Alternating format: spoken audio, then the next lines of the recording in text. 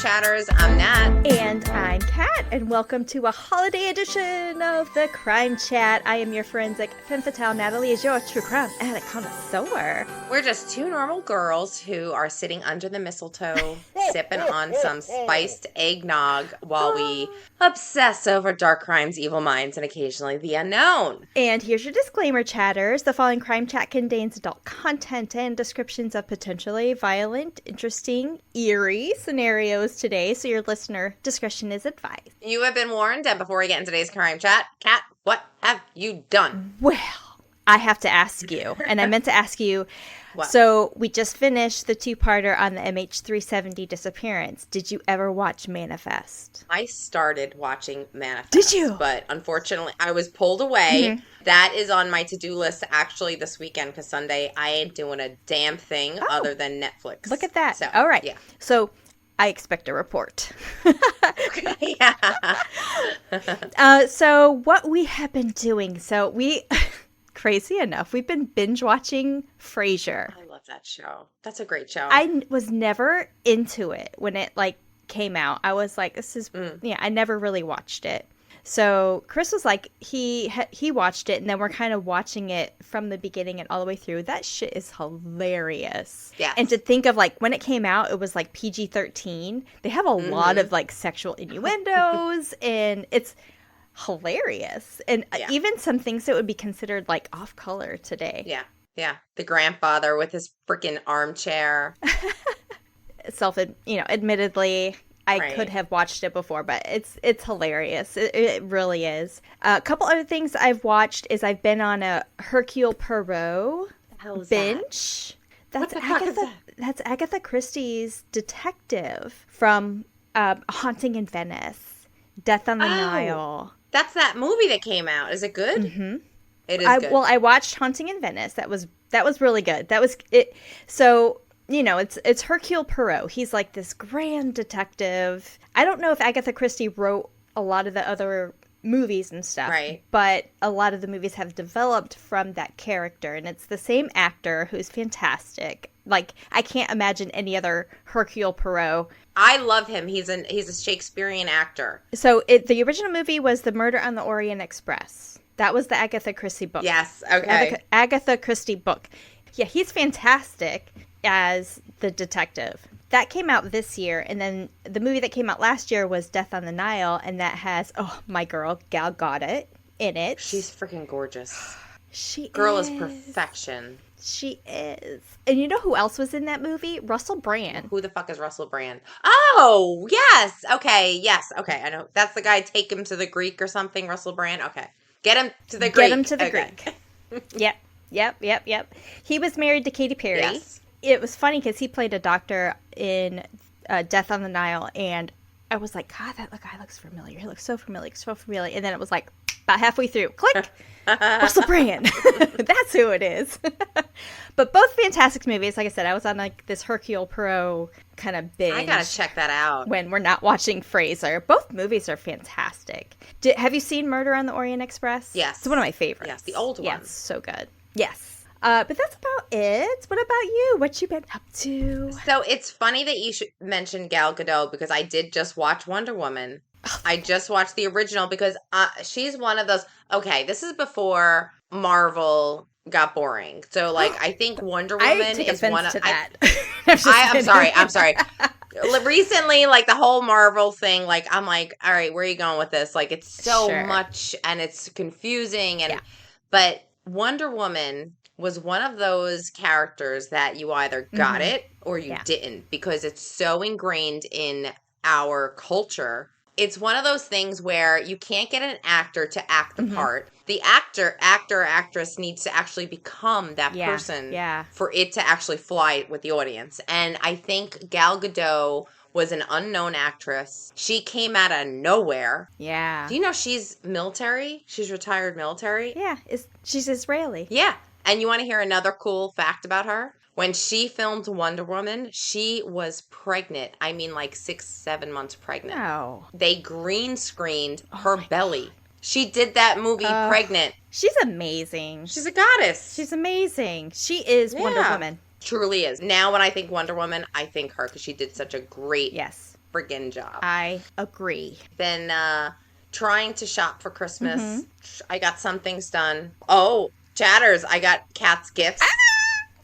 This is what I'm going to be doing on Sunday. This and watching that Manifest. Manifest, yeah. While my candle is lit. I don't know if you could see that. So it's a Edgar Allan Poe themed candle. Yes, yeah. It's called The Library. Oh my God, how mysterious. I love it. I love the theme. Yes. I went with an Edgar Allan Poe theme since he's such an integral part of the Crime Chat. And you know what it smells like? The way a good leather-bound book would smell. Like a library. Like a library. Yes, that's what. Amazing. It smells like a library.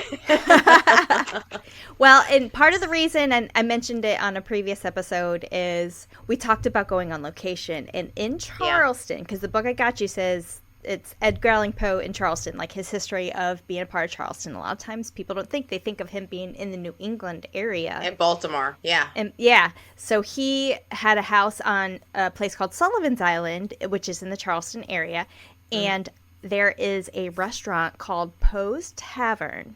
And it's all themed. And there's a little bit about it in the book, about the restaurant. And we need to go there. Yes, we do. Question, is his house still there? Yes. I believe it is. Really? So we can go to the house, we can go to the tavern, and we gotta do that. We can get the whole experience on location with Edgar Allan Poe. Yeah, that's a good idea. I love it. I love it. All right. 2024, here we come, baby. Well, getting into today's story, there's a lot of things. We obviously have a holiday theme going on, right? It is Christmas. Happy holidays, chatters. We're going to talk a little bit about some holiday things today, but what we consider a lot of times with Christmas includes elves. Ooh. And more specifically, in modern times, even the elf on the shelf. You probably have seen him across all of your social media. Yeah. So from Encyclopedia Britannica, elf is a Germanic folklore. Originally is a spirit of any kind, later specialized into a diminutive creature, usually in a tiny human form. So in the prose, or called younger, elves were classified as light elves, who were fair, and then dark elves, who were darker than night. Okay. These classifications are roughly equivalent to the Scottish Seelie Court and Unseelie Court. There's a similarity there. Okay. The notable characteristics of elves were mischief, volatility. They were believed to be at various times in various regions to cause diseases in humans and cattle. Oh my God. Sit upon the breast of a sleeping child, give them bad dreams. And German word for nightmare is actually called Alpdrucken, which means elf pressure. I didn't know that. Now you know. I knew there was something shady about them, but I didn't know that. Okay. Yeah, so word for nightmare means elf pressure in German. So, and one of the things they would do is steal human children or substitute channelings, and I'm going to get to channelings here in a minute. Okay. In the British Isles, flint implements called elf bots, elf arrows, or elf shot, which are now known to be prehistoric tools by Aboriginal Irish in the early Scots. They were believed to be the weapons by which elves injured cattle. Elves occasionally were also benevolent and helpful. In the second edition of the Encyclopedia Britannica, which was published in like 1800, basically, calls the word elf obsolete, but reports that belief in such creatures, quote, still subsists in many parts of our own country. In the Highlands of Scotland, newborn children are watched till the christening is over, lest they should be stolen or changed by some of these fantastical existences, end quote. Oh. So they actually took it away from the Encyclopedia Britannica and then, of course, added it back in. Sometimes the concept of elves and fairies are regarded as one and the same. The origin of fairies is an Anglo-Saxon mythology, and even King Arthur is at times regarded as being the son of a fairy. Fairies are said to be born of and associated with flowers, and their wings are said to resemble those of butterflies or dragonflies. That's pretty. Elves are usually associated with trees, and their origin can be traced back to Norse mythology. In time, elves came to be indistinct from fairies, though both older classics, such as Johann Wolfgang von Goethe's poem Der Orkdig, the Elf King, And such modern classics as J.R.R. Tolkien's Lord of the Rings they still treat elves as a distinct type. Now, Changeling, I mentioned Changeling. It's a European folklore, which is a deformed or embellic offspring of fairies or elves substituted by them surreptitiously for a human infant. Now, according to legend, they abducted human children and they're given to the devil or to be used to help strengthen fairy stock. Wait a minute. So the Changeling would be an elf replacing the child and the child heading over to hell? Well, they would hand it over like a sacrifice to the devil. Oh, wow. Or they would be used to help strengthen fairy stock. Like soup? No, like stock, like cows and farmland, trees. The return of the original child may be affected by making the Changeling laugh or by torturing it. So the Changeling would take this child, and if you would catch it with the child, you would have to make the Changeling laugh or torture it. And it's the latter belief, the torturing, that was responsible for numerous cases of actual child abuse. There's a lot of that. Yeah. I know.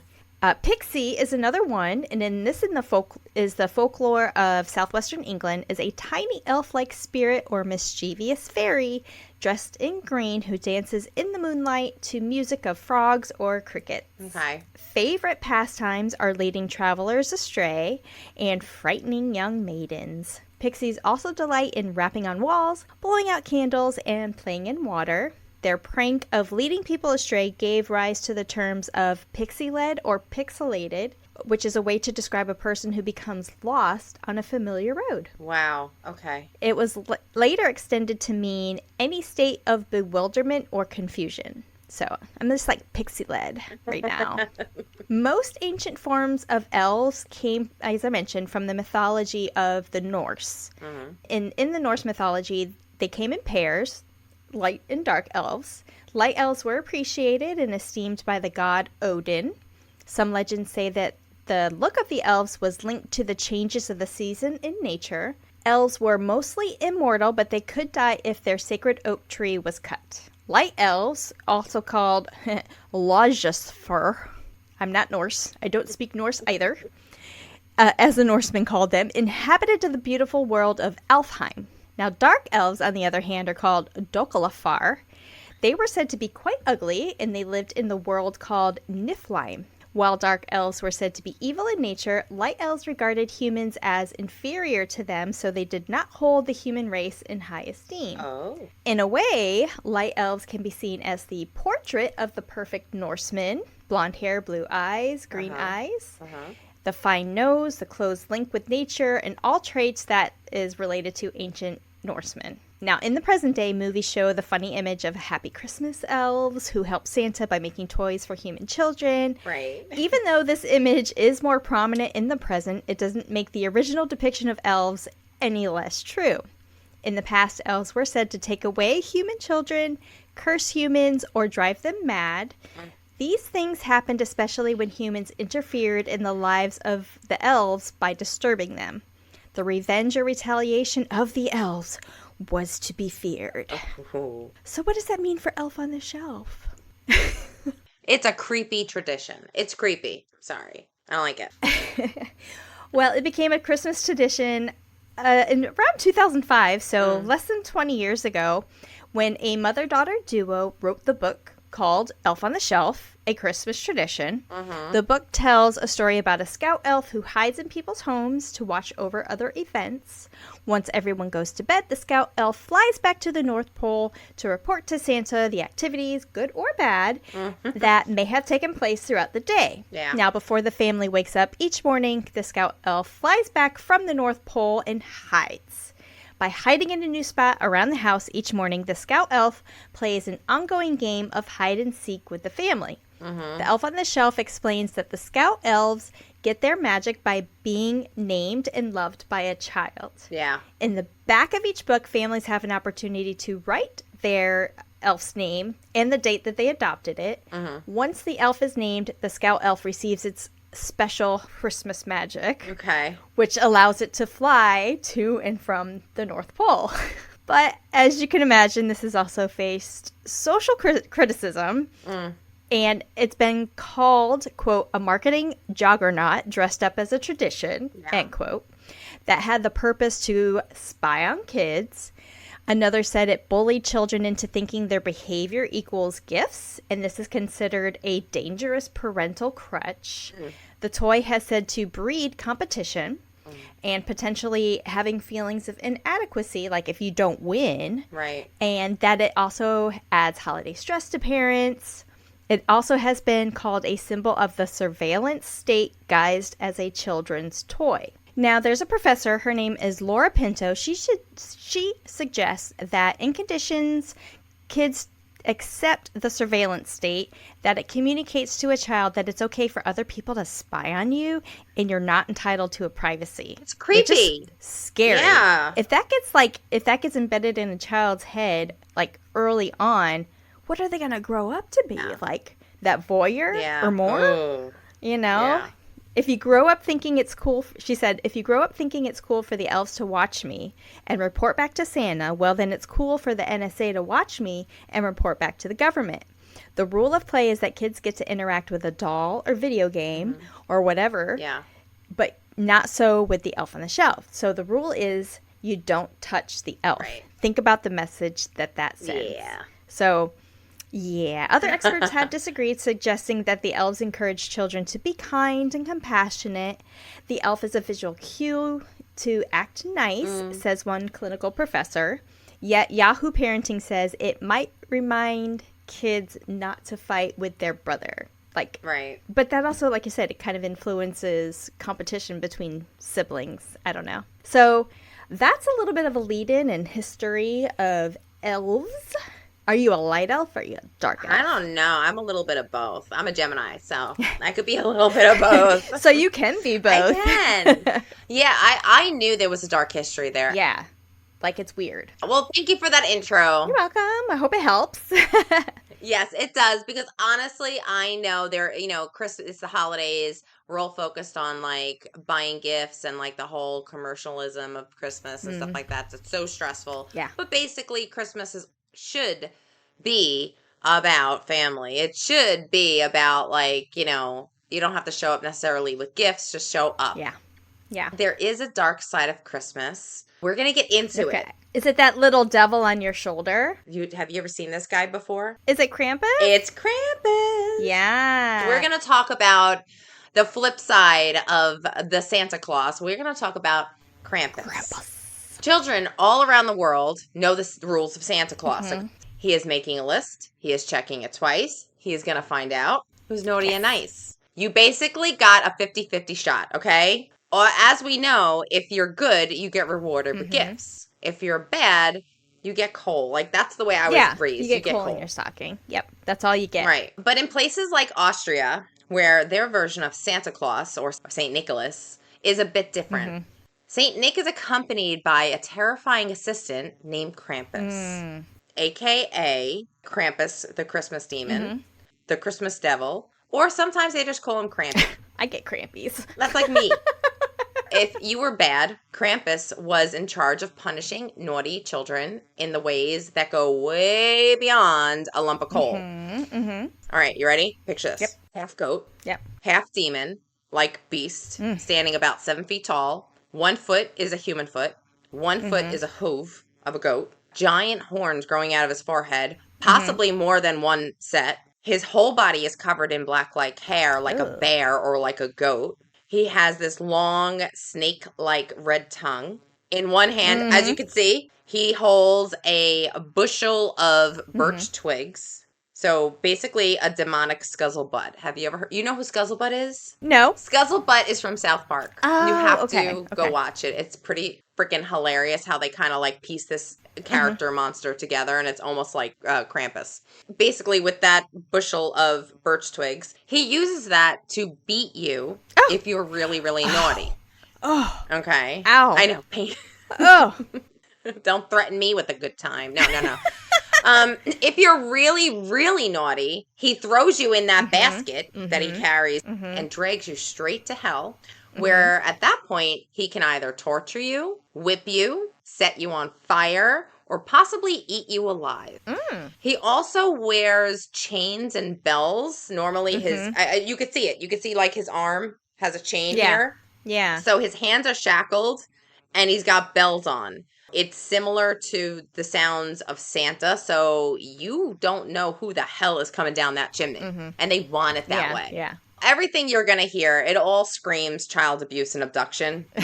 Seems to be like a theme back then. It seems like a lot of people just didn't know how to be parents. I don't know. They were just... And this is like a German... Austria. Okay. Yeah. So Santa might need to pick nicer friends, as we can see. Like Elves and Nat and Cat, Krampus gives 0 fucks, okay? And basically, we all need a friend like that. You're my friend like that. I'm your friend like that. Oh, yeah. And you know what? Santa, he's got a lot on his plate. Like, once a year, he has to give toys and presents to everybody in the world. So, Krampus is like, he's that guy next to him saying, I got this. Hold my beer. He's that type of, I'm there for you. Oh, I got this. Yeah, I'm there for you. What, that kid is bad? Yeah. I'll handle him. You handle the good kids. I'll deal with the bad kids.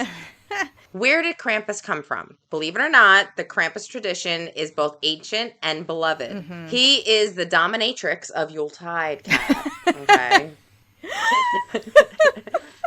This terrifying Christmas demon is celebrated across multiple countries in Europe, like Austria, Bosnia, Czech Republic, Hungary, Germany, Romania, and Italy. It is mostly believed to be an ancient Austrian tradition, but some believe that Krampus originated actually in pagan times. And I'll get into that too. Krampus was widely seen as Santa's evil twin, or the yin to Santa's yang. The monstrous anti-Santa.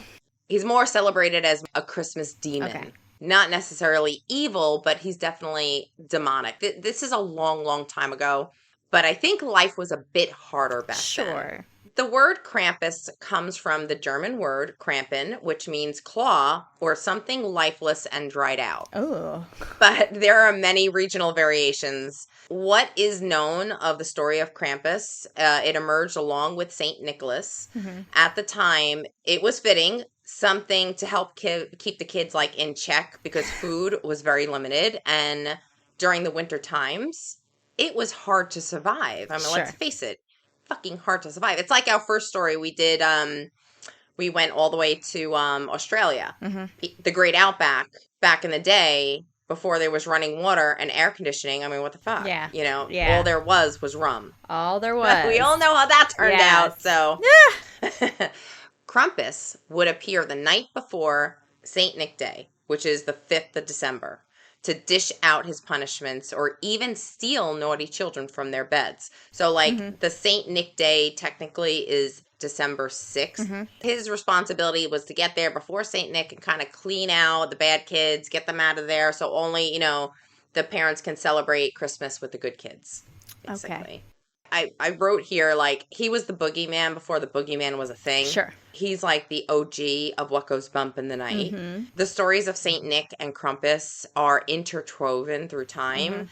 St. Nick only focuses on handing out gifts, eating cookies, while leaving the rest up to Krampus, and Krampus even joins him in his sleigh. Oh, okay. At times, Krampus seems to be Santa's ride or die guy. Depending on what region you're hearing this tale, Krampus can come across as being evil. Krampus can come across as being just like Santa's right-hand man. It depends on where you are.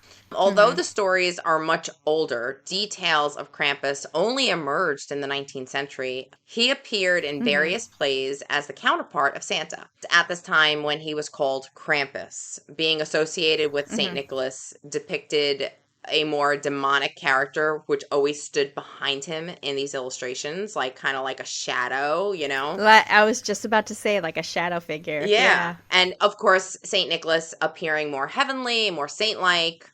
Oh, Santa, I see you. And there's a little bit of backstory on this jolly man. So Santa's origins come from the legendary St. Nick. Very little is known about St. Nicholas' historical life. St. Nicholas was born March 15th, 270. That's a long time ago. And he died on December 6th, 343. Okay. So that's where the relevance of December 6th comes in for Austria. Yeah. He was known as Nicholas the Wonder Worker. St. Nicholas is the patron saint of sailors, merchants, archers, repentant thieves, children, brewers.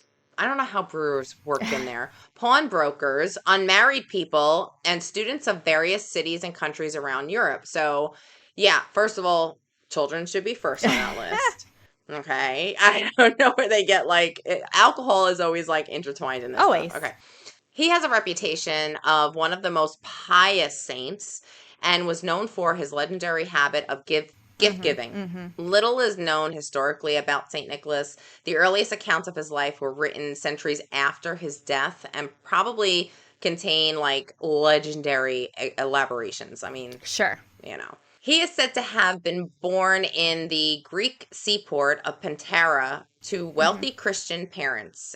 After his parents died, Nicholas at the time is said to have distributed their wealth to the poor of the community. So a good heart from a young age. Yeah. Saint Nick is a good guy, but you know something, Kat, you always have that friend. Oh yeah.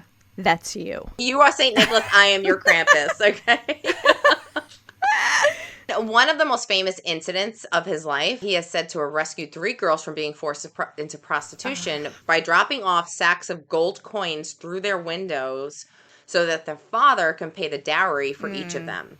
Have you heard of that tale before? That's pretty popular. No, but prostitution is the oldest, career that there is, so it doesn't surprise me. Right. Other early stories tell of him calming the storm at the sea, saving 3 innocent soldiers from wrongful execution, and chopping down a tree possessed by a demon. For elves. Oh, I just realize that connection. Okay, yes. Mm-hmm.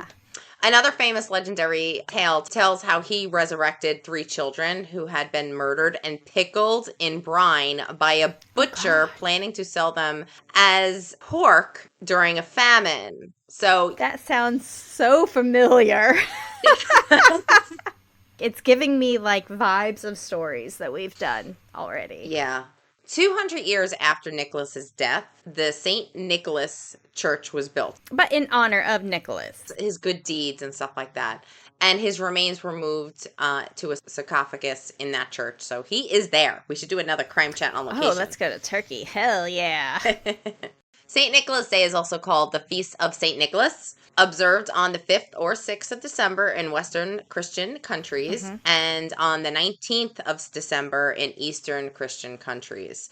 I guess it's like Christmas. It's like the way we celebrate Christmas. Yeah. Like this is what they were doing. It is a Christian festival with particular regard to St. Nicholas's reputation as a bringer of gifts, as well as through the attendance of church services. In the United States, one custom associated with St. Nicholas Day is children leaving their shoes in the foyer on St. Nicholas Eve in hope that St. Nicholas will put some coins in their shoes on their like stockings. I mean, it has to be where the stockings came from. My God, yes. I didn't even think about that. Yeah. Oh, that's just heartwarming. Okay. Well, the American Santa Claus, as well as the British Father Christmas, derived from St. Nicholas. However, the gift giving associated with these figures is associated with Christmas Day rather than St. Nicholas Day itself. So I think St. Nicholas Day was a time of worship and feast where we've just completely added Macy's and Walmart and Black Friday. We've just commercialized it. We've commercialized beyond it, yes. recognition. Yes. So, back to the demons. Yes. Krampus may be the son of 2 Nordic gods. Oh. Hela, the goddess of the underworld and the dead, and Loki, the god of mischief. Loki. Marvel. You know something? I don't know if we've just been doing crime chat too long, but this dude doesn't scare me. No. Now, if he were to come out and give his tongue and start to lick your ear or something, then I might worry. During the 19th century in the Alpine regions, on December 5th, people would celebrate Krampus with a parade like Krampuslauf, or Krampus Run Oh. by drinking way too much, Hmm. dressing up as him, wearing headdresses with huge horns coming out, putting on these big furry coats, carrying a bushel of sticks and bells while running down the streets, like almost like the, that running with the bulls. What are they in Spain? Running with a Krampus. Running with the Krampus. They trample innocent bystanders and chase down unlucky people in a brute display of fuck around and find out, basically. Oh, jeez. Although this is not meant to injure people, the meaning behind this has a symbolic message of violence against decorum. It just tells me it gives people a reason to be violent. Yeah. Well, I mean, I guess you could relate it to the running of the bulls. Like, when the bulls are out, you're not outside. So when the Krampus is out, right, stay the fuck inside. Right. And if you decide to stay out, fuck around and find out, you're going to get trampled. Yeah. In 1862, a paper in Budapest published a picture of St. Nick with Krampus standing behind him, lurking in the shadows, connecting him to the Christian holiday of Christmas. Yeah. So, like, it was this illustration in 1862 where we have now this figure in our head. Yeah. The Archbishop tried to ban Krampus, but it didn't work. In fact, he survived multiple attempts of expulsion. The Catholic Church tried to get rid of him because the church officials believed that he bore too close of a resemblance to the devil. Again, commercializing. I mean, if you know, you know. You know what I'm saying? Like, if you know, you know. Yeah. Exactly. Nothing is proven, but there are some people that feel that it's actually the other way around. Feel that the Krampus tale is so old that the depiction of the devil is actually derived from Krampus. Okay. Which is pretty cool. So with this parade and with the running of the Krampuses, people actually enjoyed festivities surrounding Krampus. And they were not afraid of the monster before them. Like, this monster to them doesn't give them fear. It kind of gives them a reason to rejoice. Okay. Yeah. Only in the 19th century is when this tradition started fading away of Krampus. However, he is making a comeback. Don't call it a comeback. In 1867, Austria actually had its first delivery of postcards. I did watch Bailey Sarian's story on Krampus, and she even spoke about, like, the weird postcards that were going around at this time. Yeah. Crazy, very morbid, very dark pictures on the postcards. And one of the postcards that were delivered during the holiday was one of Krampus. And he was always chasing children with a whip. Or he was sitting with half-naked women. Why not sexualize it? Everything else is sexualized. Yep. This was known as the Krampus cards. They were extremely popular with Austrians and Germans. Although Krampus was a threat to children, a known threat to children, for women, if you were hit with his whip, this would bring fertility to you. So, okay. It's just very weird. Very weird. It is also believed that Krampus has roots in the pagan traditions to drive away winter evil spirits and promote fertility. Although this is all unfounded, there are stories connecting him to the pagan traditions, and then there are stories like, now there's no documentation. Technically, this version of Krampus didn't come out till 17th century, but I don't know. You never know. The Nazis even published an article banishing Krampus. So he was even too bad for them. In the 20th century is when his popularity started to decline. However, his popularity as of today, I want to say in the late 2000s, it started to come back. To this day, Krampus remains an important part of Christmas traditions in places all over Europe.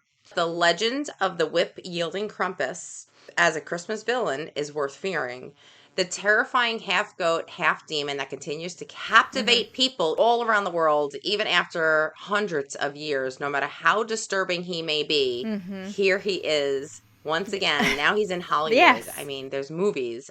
So I found a story about Krampus, like a sighting. Oh, somebody who actually saw Krampus. Yeah, recently. Oh. And the story is called "He Ate My Stocking."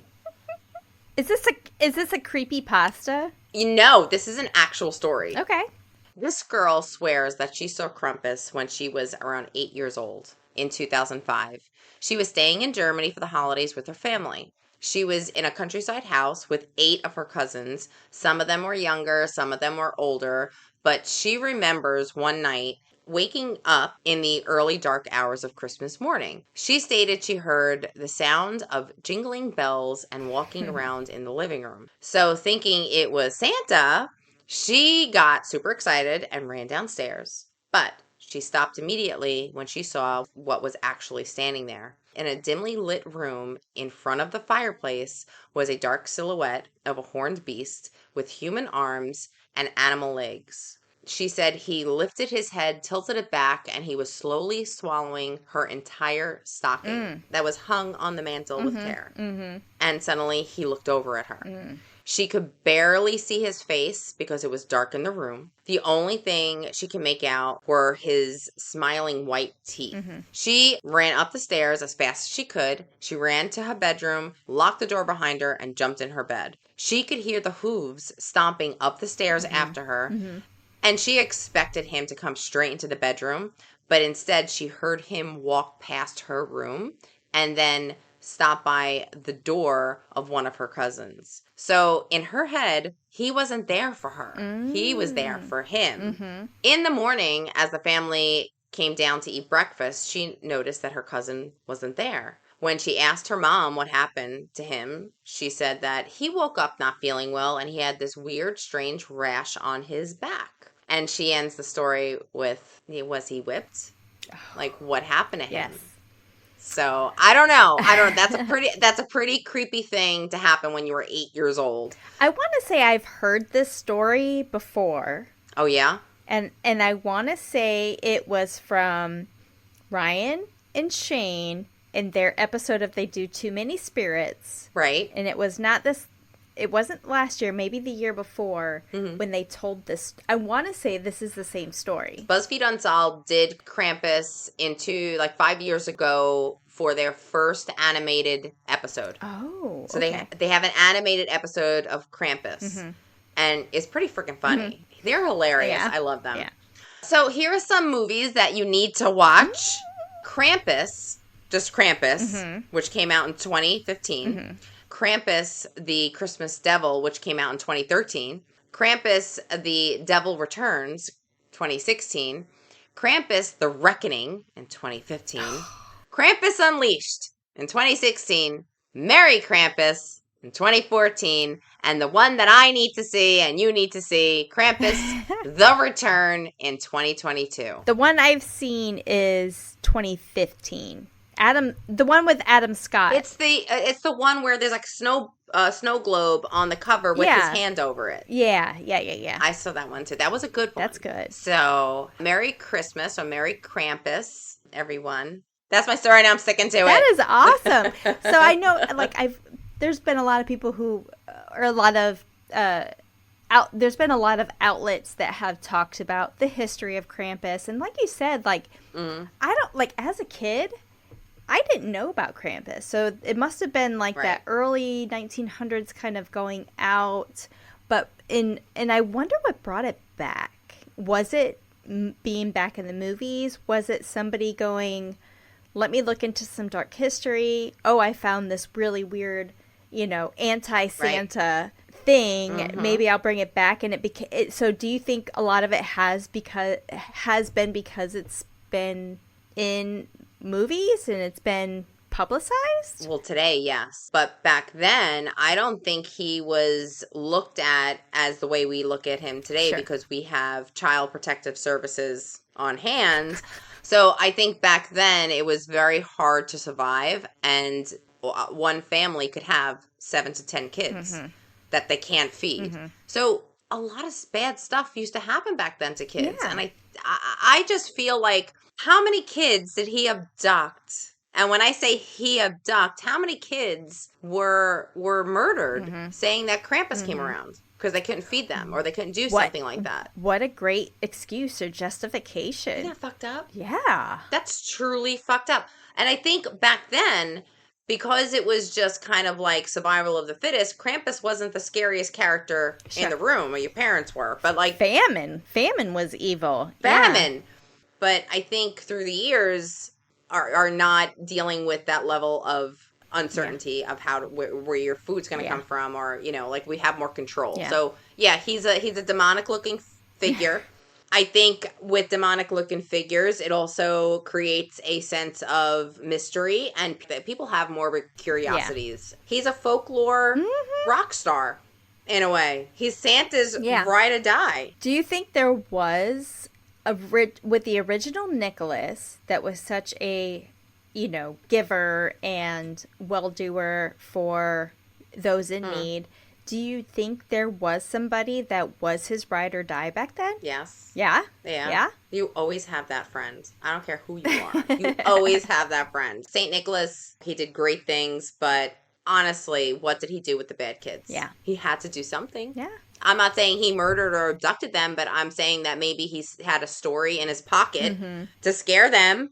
Maybe Krampus was a story that St. Nicholas came up with in order to kind of say, be careful. Yeah, be careful. Yeah. Child safety back then was an issue. Sure. It was an issue because parents they just didn't care. It's almost like, that's probably not until, I would say probably in the last 20, maybe 30 years that there's become the helicopter parent. Yeah. Where it's overly, too much. Yeah.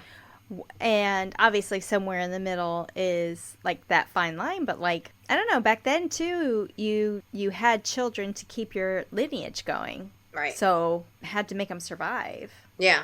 It would be nothing to have like 10, 12 kids in a family. That's crazy. Yeah. I can't imagine.